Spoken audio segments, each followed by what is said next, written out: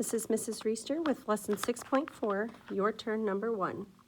Joaquin is ordering 5 identical sandwiches and a bag of chips.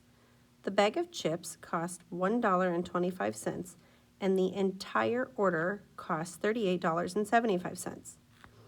Define a variable and write an equation that can be used to find the price of one sandwich.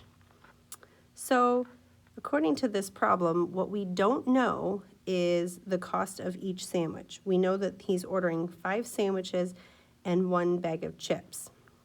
So what we're trying to do is find the price of a sandwich. So I'm going to use S to represent the price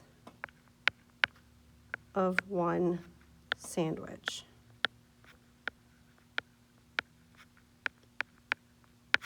So my equation here, we know that the whole order, the total, is $38.75. And we know that he's buying only 1 bag of chips, which costs $1.25. And then he's adding to that order 5 bags of chips. So, or excuse me, 5 sandwiches, not bags of chips. So he's adding 5 sandwiches. So if he was to have 5 sandwiches where one sandwich costs $2, we know that it would cost $10 for those 5 sandwiches.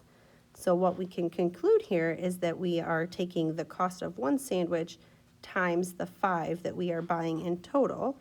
So therefore, we have plus 5s, because 5s represents 5 times the cost of one sandwich for the cost of the sandwiches plus the cost of the bag of chips, and his total is $38.75.